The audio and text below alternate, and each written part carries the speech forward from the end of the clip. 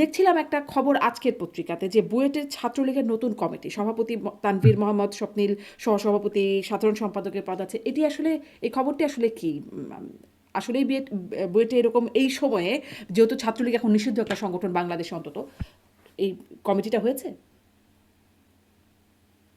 হ্যাঁ, বাংলাদেশ প্রকৌশল বিশ্ববিদ্যালয়ের কমিটি ঘোষণা করা হয়েছে এবং বুয়েটের যারা মেধাবী শিক্ষার্থী আন্দোলন সংগ্রামে সক্রিয় আছে, নানাভাবে ভূমিকা রাখছে, তাদের মধ্য থেকেই নেতৃত্ব নির্বাচিত করা হয়েছে। এবং আমরা একটা পরিষ্কার বার্তা দিতে যে আজকে দেখুন যে ছাত্রলীগের উপরে দমন পীড়ন, এই এই দখলদার সরকারের নিষেধাজ্ঞা, এই সমস্ত বাস্তবতা থাকা সত্ত্বেও ছাত্রলীগের নেতাকর্মীরা কিন্তু, আমরা বলেছি যে আমরা প্রকাশ্যে কার্যক্রম চালাবো, আমাদের সাংগঠনিক কর্মসূচি, আমাদের সাংগঠনিক কমিটি, আমাদের কর্মকৌশল, আমাদের লক্ষ্য উদ্দেশ্য সবকিছু উন্মুক্ত থাকবে। উন্মুক্ত ভাবেই আমাদের সততা, আমাদের যে আদর্শিক অঙ্গীকার রয়েছে, সেটির উপর ভর করেই আমরা ভূমিকা রাখতে চাই।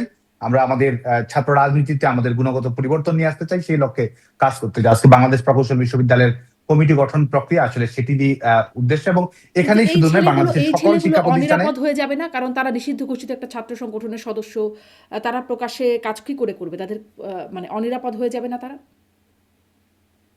দেখুন, নিষেধাজ্ঞা তো তারা শুরু থেকেই অব্যাহত রেখেছে। 5ই আগস্টের পর থেকেই তো তারা দমন পীড়ন নির্যাতন চালাচ্ছে, কিন্তু এর মধ্য দিয়েই তো আজকে 5 লক্ষের অধিক শিক্ষার্থী শিক্ষা কার্যক্রমের বাইরে রয়েছে। তারপরও কি ছাত্রলীগের কর্মী যারা রয়েছে, যারা লড়াই করে যাচ্ছে, সংগ্রাম করে যাচ্ছে, হুম। তারা তো তাদের সংগ্রামকে আরো শক্তিশালী করছে, তারা তো আরো ক্ষিপ্র হচ্ছে, তারা তো আরো বেশি রাজপথে নামার ব্যাপারে তাদের উন্মাদনা, সামাজিক যোগাযোগ মাধ্যমে সক্রিয়তা, জনমত গড়ে তোলার ক্ষেত্রে ভূমিকা, মানুষের কাছে বার্তাটা পৌঁছে দিতে তারা সেই সাহসিকতার সঙ্গে আসলে তারা সেই লড়াইটা লড়তে চায়। কারণ তারা মনে করে যে যে যে যে গণতান্ত্রিক কারণ এবং দেশের প্রতি দায়িত্ববোধ এবং আমাদের ভবিষ্যৎ প্রজন্মের যে নিরাপত্তা সুরক্ষিত করার প্রয়োজন রয়েছে, সে কারণে আসলে সেই সাহসটুকু ছাত্রলীগের নেতাকর্মীদের আছে, জি। সেই মনোবলটুকু তাদের আছে, সেই সততাটুকু তাদের আছে। যে সেই সাহস, সেই মনোবলের জায়গায় আপনাদের কি কোনো কোথাও ঘাটতি আছে? কারণ গার্ডিয়ানে আপনাকে রেফার করে বলছেন যে কলকাতায় আপনারা ঠিক জেলের ভয়ে যে আছেন তা নয়, বরং ফিরে গেলে আপনাদের মেরে ফেলবে। এ কারণেই যারা আছেন কলকাতায়,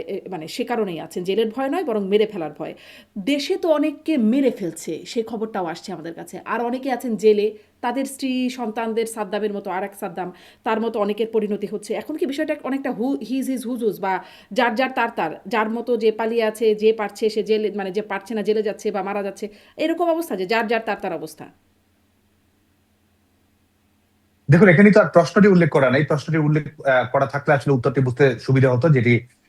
যেই প্রশ্নের প্রেক্ষিতে উত্তরটা দেয়া, সেটি হচ্ছে যে আমি ব্যাখ্যা করেছিলাম 5ই আগস্টের পরে কি পরিস্থিতির মধ্যে আমাকে থাকতে হয়েছিল, এবং আমি প্রাথমিকভাবে কার্যক্রম পরিচালনা করা, দেশের অভ্যন্তরে থাকার নিরাপত্তা, আইনগত সুবিধা, এমনকি জেলের ভিতরে নিরাপত্তা থাকবে কিনা, এটি আমি মূল্যায়ন করার চেষ্টা করছিলাম। এবং যখন আমার রাজনৈতিক অবস্থার আলোকে, মূল্যায়নের আলোকে এটি মনে হচ্ছিল যে সেই কোনো ধরনের, এমনকি জেলের ভিতরে নিরাপত্তা কিংবা আইনগত কোন ধরনের সুরক্ষা কিংবা স্বাভাবিক কার্যক্রম পরিচালনা করার মতো ন্যূনতম ন্যূনতম বাস্তবতা থাকা, সেটি থাকলে সেটি থাকলে এই দেশের বাইরে আসার প্রশ্নটা আসতো না।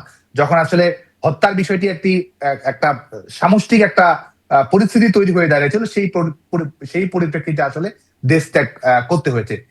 এটি ছিল আসলে প্রশ্নের প্রেক্ষিতে পূর্ণাঙ্গ উত্তর। যে এটাতে গার্ডিয়ানের উত্তরটা বলছেন, কিন্তু ওই যে আমি এটাও জিজ্ঞাসা করছিলাম যে আপনারা পেরেছেন, যারা, তারা আসলে দেশ ত্যাগ করেছেন বা পালিয়েছেন, যারা পেরেছেন, আর যারা পারেন নাই তারা দেশে আছেন, জেলে আছেন, অনেকে মারা যাচ্ছেন, অনেকে আসলে হত্যাকাণ্ডের শিকার হচ্ছেন, এরকমটা একটা পরিস্থিতি, এই বাস্তবতা আসলে আছে। এটাই আমি জিজ্ঞাসা করছিলাম। তাহলে কি এখন হিজ ইজ হুজু, যার যারটা শেষে দেখছে যে কেউ জেলে যাচ্ছে, কেউ আসলে মারা যাচ্ছে, আর যারা পারছেন দেশের বাইরে আছেন? দেখুন, সবাইকেই দেশে ফিরতে হবে। আমরা যারা গণতান্ত্রিক সংগ্রাম এবং এই দলের যারা কর্মী রয়েছে, সবাইকে আমাদের ধাপে ধাপে দেশে ফিরতে হবে। এবং অবশ্যই সেই আহ, আমরা অবশ্যই দেশে ফেরার জন্য আমাদের সেই একাগ্রতা, সেই দৃষ্টিভঙ্গি এবং যে উন্মুখ হয়ে থাকা নিজের দেশের প্রতি, সেটা তো আছে। আমরা রাজনীতি করি, জেল জুলুম কিংবা যে কোনো প্রতিকূল পরিস্থিতি মোকাবেলা করা, সেটি তো অবশ্যই আমরা অবশ্যই সেটার জন্য প্রস্তুত রয়েছি এবং সেটি আমরা করব। আমরা রাজনীতি করে কোনো কিছুতে পরোয়া করে কিংবা পিছপা হয়ে সেই রাজনীতি, আজকে যেটি ঘটেছে এটা সাময়িক কৌশলগত অবস্থান পরিবর্তন, এটির বাইরে আসলে কোনো কিছুই নেই। আজকে দেশের অভ্যন্তরে যারা লড়াই করছে, সংগ্রাম করছে, আমাদের সংগ্রামকে এগিয়ে নিতে তারা আমাদের কাছে নায়ক, এবং আমরা তাদের লড়াই আমরা সহযোদ্ধা হতে চাই। এবং আমরা আজকে দেশের অভ্যন্তরে, দেশের বাইরে থেকে যারা যেখানে যেভাবে কাজ করতেছে, সেই সেই ঐক্যবদ্ধ কাজটিকে যেন আরো দৃঢ় করা যায়, সুসংহত করা যায়, লক্ষ্যের অভিমুখে আরো ত্বরান্বিত করা যায়, সেই কাজটা আমরা করছি। কিন্তু চূড়ান্ত ভাবে সেই লড়াই আমাদের দেশের অভ্যন্তরে গিয়ে আমাদের সেই গণতান্ত্রিক সংগ্রামকে শক্তিশালী করতে হবে এবং সেই প্রস্তুতি আমাদের রয়েছে। জি, তার কি কোনো পূর্বাভাস বলবেন, মানে কোন সময় টাইমলাইন আছে কোনো? আমরা মনে করি যে সেটি দ্রুততার সঙ্গেই হবে এবং বিশেষ করে এই চলমান যে রাজনৈতিক পরিস্থিতি, সেই চলমান রাজনৈতিক পরিস্থিতির আচ্ছা আচ্ছা, আলোকে ঠিক আসলে আছে, আমাদের মানে সিদ্ধান্ত বুঝলাম ওই গ্রহণ করতে দ্রুততাই হবে। আসলে, মানে সুনির্দিষ্ট কোনো সময়সীমা নেই, দ্রুততার সাথেই আপনি বলছেন।